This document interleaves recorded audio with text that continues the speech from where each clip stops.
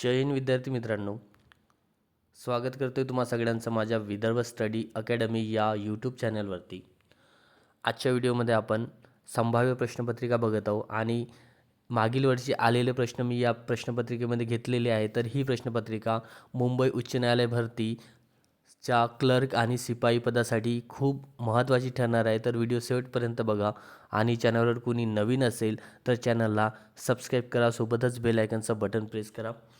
तर बघा, पहिला प्रश्न, महाराष्ट्र राज्याचे सध्याचे राज्यपाल कोण आहेत? तर महाराष्ट्र राज्याचे सध्याचे राज्यपाल कोण आहे आता करंटमध्ये? ऑप्शन बघा, C P Radhakrishnan, option number B Acharya Devvrat, C Bhagat Singh Koshyari आणि डी रमेश बैस.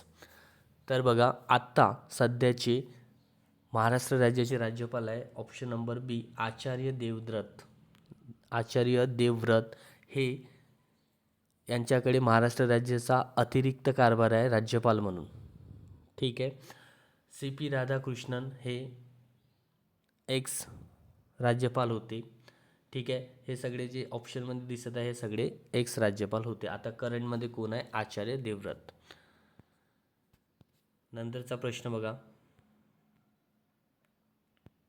भारताची रिकामी जागा हे राज्यसभेचे पदसिद्ध सभापती असतात. तर राज्यसभेचे पदसिद्ध सभापती कोण असतात? तर भारताचे उपराष्ट्रपती. ऑप्शन नंबर अ. ओके. त्यानंतरचा प्रश्न बघा, भारत सेवक समाजाची स्थापना रिकामी जागा यांनी केली. भारतीय सेवक समाजाची स्थापना कोणी केली? तर गोपाळकृष्ण गोखले, ऑप्शन नंबर बी, यांनी पुण्यामध्ये 1905 मध्ये भारतीय सेवक संघाची स्थापना केली. ठीक आहे. महत्त्वाचा प्रश्न आहे. नंतरचा प्रश्न बघा, नेक्स्ट आहे, महाराष्ट्रात तयार होणाऱ्या लाकडी बाहुलीला रिकामी जागा म्हणतात. महत्त्वाचा प्रश्न आणि खूपदा एक्झाममध्ये विचारण्यात आलेला हा प्रश्न आहे. तर महाराष्ट्रामध्ये तयार झालेल्या बाहुल्यांना ठगी म्हणतात. ऑप्शन नंबर डी बरोबर उत्तर आहे. त्यानंतरचा प्रश्न बघा, भारतामध्ये बॉम्ब बनवण्याची विद्या किंवा कला सर्वप्रथम कोणत्या क्रांतिकारकाने हस्तगत केली? तर सेनापती बापट यांनी बॉम्ब बनवण्याची कला सर्वात आधी हस्तगत केली होती. ऑप्शन नंबर अ. नंतरचा प्रश्न बघा, तत्वबोधिनी सभेची स्थापना खालीलपैकी कोणी केली होती? तर बघा, तत्वबोधिनी सभेची स्थापना कोणी केली होती? ऑप्शन आहे रवींद्रनाथ टागोर, ऑप्शन बी सोमेंद्रनाथ टागोर, ऑप्शन सी द्वारिकानाथ टागोर आणि ऑप्शन डी देवेंद्रनाथ टागोर. तर आपलं बरोबर उत्तर काय आहे? Option number D Debendranath Tagore यांनी 1839 मध्ये तत्वबोधिनी सभेची स्थापना केली. 6 ऑक्टोंबर 1839 मध्ये. बघा, जेव्हा यांनी स्थापना केली तेव्हा या सभेचं नाव होतं तत्वरंजिनी. नंतर नाव बदलवण्यात आलं आणि तत्वबोधिनी सभा असं करण्यात आलं. ठीक आहे. त्यानंतरचा प्रश्न, पन्हाळा किल्ला कोणत्या जिल्ह्यामध्ये आहे? तर पन्हाळा किल्ला कोणत्या जिल्ह्यामध्ये आहे? 4 ऑप्शनमधून. तर ऑप्शन नंबर ए रायगड जिल्ह्यामध्ये आहे. नंतरचा प्रश्न आहे, महाराष्ट्रातील पहिला साखर कारखाना रिकामी जागा येथे सुरू झाला. तर महाराष्ट्रातील पहिला साखर कारखाना कोणत्या ठिकाणी चालू झाला? तर बरोबर उत्तर आहे ऑप्शन नंबर ए बेलापूर या ठिकाणी. बघा, पहिला साखर कारखाना आणि पहिला सहकारी साखर कारखाना कुठं चालू झाला? तर तो झाला प्रवरानगरमध्ये. पहिला साखर कारखाना बेलापूर आणि पहिला सहकारी साखर कारखाना हा प्रवरानगर. नंतरचा प्रश्न आहे, हरिश्चंद्र बालाघाट डोंगररांगेमध्ये रिकामी जागा भाग बालाघाट या नावाने ओळखला जातो. तर कोणता भाग बालाघाट या नावाने ओळखला जातो? तर हा वाला भाग. ठीक आहे. ह्या दिशा आहे, तर हे कोणती दिशा आहे? पूर्व. पूर्वेकडील भाग हा बालाघाट या नावाने ओळखला जातो. Option number D. त्यानंतरचा प्रश्न बघा, फळ आणि ठिकाणाची योग्य जोडी ओळखा किंवा जुळवा, हा सुद्धा प्रश्न एक्झाममध्ये विचारण्यात आला होता. तर बघा, सोलापूर सीताफळ, नागपूर केळी, महाबळेश्वर स्ट्रॉबेरी, नाशिक मोसंबी. तर या ऑप्शनमधून कोणता ऑप्शन बरोबर आहे? तर सोलापूरला सीताफळ होतात का? नाही. नागपूरला केळी होतात का? नाही. नाशिकला मोसंबी होत नाही. आता बरोबर उत्तर आहे आपलं स्ट्रॉबेरी. महाबळेश्वरला स्ट्रॉबेरी होतात. तर मग सोलापूरच्या काय प्रसिद्ध आहे? चादरी. नंतर नागपूरची संत्री आणि नाशिकची द्राक्षे. ठीक आहे. नंतरचा प्रश्न बघा, भारत आणि चीन या दोन देशादरम्यान रिकामी जागा रेषा आहे. भारत आणि चीन या दोन देशादरम्यान कोणती रेषा आहे? तर McMahon line, option number C. ठीक आहे. रेड क्लिफ लाईन आहे भारत आणि बांगलादेश. ओके, भारत आणि बांगलादेश. आता भारत आणि बांगलादेश, रेड क्लिफ लाईन. ठीक आहे. ड्युरॉन्ड लाईन आहे अफगाणिस्तान आणि पाकिस्तानमध्ये. नंतरचा प्रश्न आहे बघा, 12वा प्रश्न, हिमालयीन रांगा पूर्वेकडे कोणत्या राज्यापर्यंत पोहोचल्या आहेत? तर पूर्वेकडे या बाजूला कोणत्या राज्यापर्यंत पोहोचल्या आहेत? तर त्या पोहोचल्या आहे अरुणाचल, आसाम, नागालँड, त्रिपुरा, मिझोराम. ठीक आहे. तर ऑप्शन अरुणाचल प्रदेश आपलं उत्तर आहे. ऑप्शनमध्ये अरुणाचल प्रदेश आहे. तर आपलं बरोबर उत्तर काय? अरुणाचल प्रदेश. नंतरचा प्रश्न आहे, आता बघा, ठीक आहे, आपण इतिहास आणि भूगोलावर प्रश्न बघितले. आता आपण सामान्य विज्ञान याच्यावर प्रश्न बघू. तर पेशीच्या सर्व कार्याचे नियंत्रण हे खालीलपैकी कोणत्या अंगकाद्वारे केले जाते? कोणत्या अंगकाद्वारे केले जाते? तर केंद्रक, ऑप्शन नंबर बी याचं बरोबर उत्तर आहे. त्यानंतरचा प्रश्न बघा, प्रौढ स्त्रियांमध्ये हिमोग्लोबिनचे प्रमाण रिकामी जागा GMDL इतके पाहिजे. तर प्रौढ स्त्रियांमध्ये हिमोग्लोबिनचे प्रमाण किती असते, हा प्रश्न विचारण्यात आला होता. तर ऑप्शन नंबर ए 11.5 ते 16.5 एवढं GM किंवा DL. त्यानंतरचा प्रश्न, खालीलपैकी कोणता सजीव हा स्वयंपोषी आहे? स्वयंपोषी सजीव कोणता? तर शैवाल. त्यानंतरचा प्रश्न बघा, मानवी पचन संस्थेत अन्ननलिकेत सर्वात प्रथम येणारा घटक कोणता?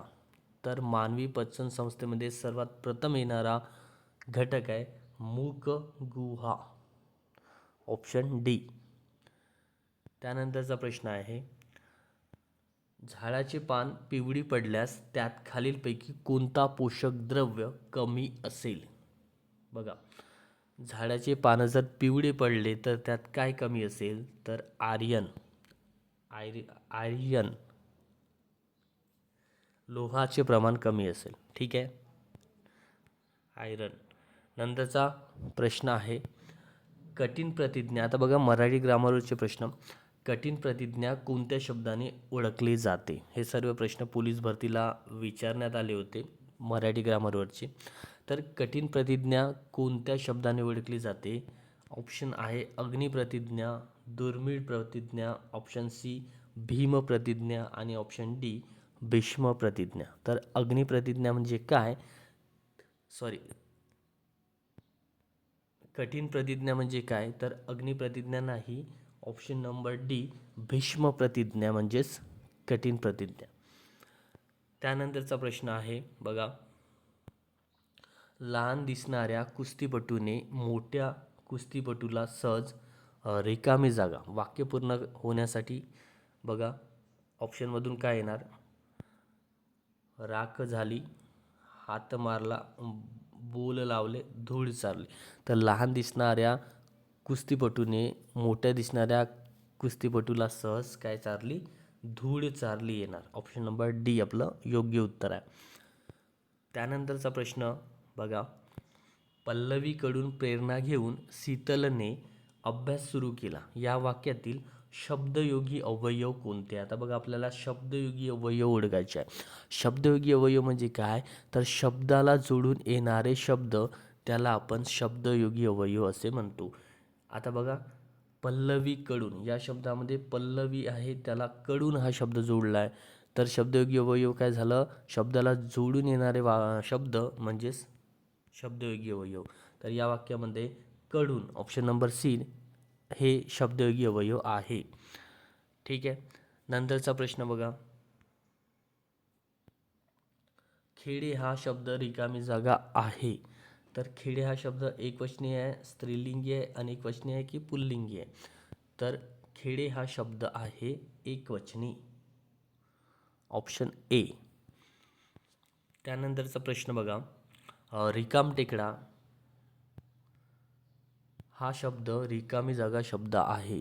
याच्यावर प्रश्न विचारण्यात आलेले आहे मुंबई उच्च न्यायालय भरतीमध्ये, की कोणता शब्द कोणत्या भाषेतून आलेला आहे, हे करणं गरजेचं आहे तुम्हाला. तर रिकामटेकडा हा शब्द गुजराती भाषेमधून मराठी भाषेमध्ये आलेला आहे. ठीक आहे. नंतरचा प्रश्न आहे,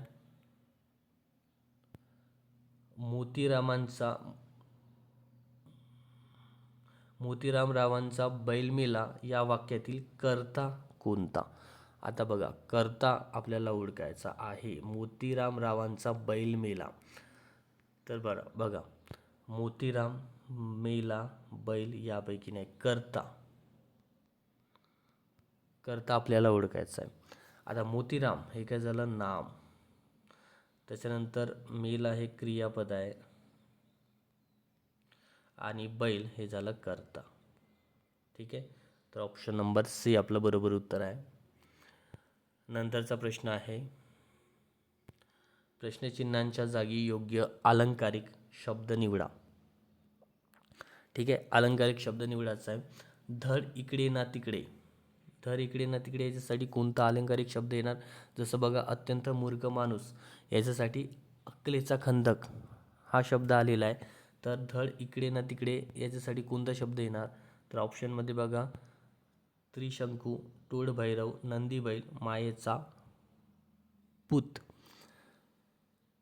तर ऑप्शन नंबर ए त्रिशंकू. धड इकडे ना तिकडे म्हणजेच काय, त्रिशंकू. त्यानंतरचा प्रश्न बघा, पुढील शब्दातून गुणवाचक विशेषण ओळखा. विशेषण म्हणजे काय, तर नामाबद्दल विशेष माहिती सांगणाऱ्या शब्दाला विशेषण म्हणतात.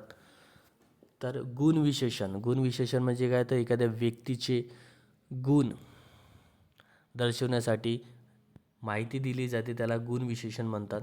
जसं बघा, ऑप्शन आहे चांदणे, लबाड, द्विगुणित आणि पाचवा. तर या ऑप्शनमधून गुणविशेषण कोणतं आहे? तर ऑप्शन नंबर बी लबाड हे काय, गुणविशेषण आहे. नंतरचा प्रश्न आहे, आता बघा, उच्च न्यायालयावर प्रश्न आहे, मुंबई उच्च न्यायालयाची स्थापना कधी झाली? तर मुंबई उच्च न्यायालयाची स्थापना कधी झाली? तर 14 ऑगस्टमध्ये झाली, 1862 मध्ये. ठीक आहे. 14 ऑगस्ट 1862 मुंबई उच्च न्यायालयाची स्थापना करण्यात आली आणि हे पहिलं भारतातील उच्च न्यायालय आहे. भारतीय न्यायालय कायदा या अंतर्गत भारतीय उच्च न्यायालयाची स्थापना करण्यात आली. त्याच्यानंतर बघा, 16 ऑगस्ट 1948 भारतीय उच्च न्यायालय स्थापना करण्यात यावी असा प्रस्ताव निघाला होता. ठीक आहे. नंतर 26 जानेवारी 1950 सर्वोच्च न्यायालयाची स्थापना झाली. SC सर्वोच्च न्यायालय कुठे? तर दिल्लीमध्ये. नंतर 26 नोव्हेंबर 1949 संविधान दिवस आपण मनवतो. ठीक आहे. संविधान लिहून झालं होतं या दिवशी. नंतरचा प्रश्न आहे, आता बघा, ही माहिती आहे, मुंबई उच्च न्यायालयाची स्थापना 14 ऑगस्ट 1862 रोजी झाली, जेव्हा राणी व्हिक्टोरियाने 26 जून 1862 रोजी जारी केलेल्या पेटंटद्वारे त्याचे उद्घाटन केले. बघा, 26 जून 26 जानेवारी नाही, 26 जून 1862मध्ये राणी व्हिक्टोरियाने पेटेंटद्वारे मुंबई उच्च न्यायालयाचे उद्घाटन केले. नंतर 1861च्या भारतीय उच्च न्यायालय कायद्याअंतर्गत स्थापन करण्यात आले.